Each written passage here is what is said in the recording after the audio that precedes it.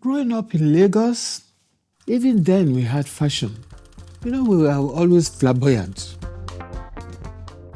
It was so good at that time.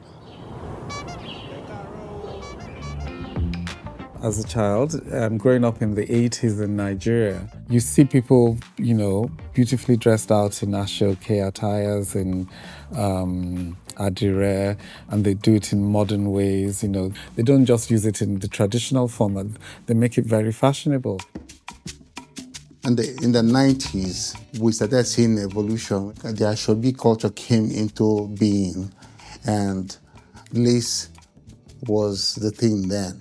Lagos and lace.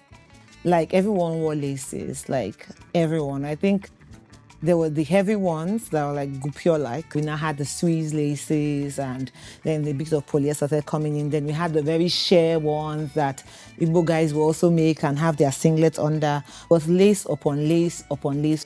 And then when it started becoming expensive in the late 90s and getting into the millennium, and then people started thinking about, okay, it's too expensive now. Women were buying lace at such high amount of money. Most of them were going into debt, buying lace. But people still needed to do the Asoebi because the Asoebi culture has actually changed fashion in so many ways.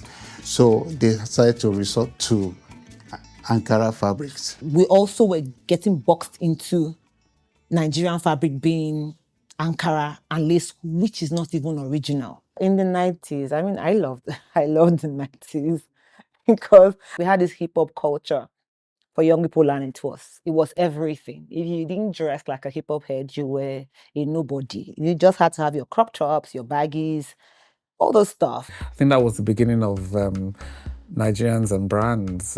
Brands became a huge focus thing in Nigeria. So in the 2000s, for us youngins, we were shopping at, there's a place called LOP, Land of Plenty, and we were going there to buy jerseys and things that we saw abroad, as opposed to now in, what year are we in, 2025, and we're wearing our own clothes, telling our own stories through our own clothes. So there's been a bit of a shift with Nigerian fashion taking more prominence. I love my hip hop culture, but it almost took away our culture. And even the music videos like P Square, Two-Face, you didn't see anybody rocking Nigerian clothing. You only saw who we were at our Owambes. It's as though your culture only needed to come out when you were having a party that had to do with your family. The Asoebi is mostly worn now for traditional weddings. The bride, the groom, and the parents of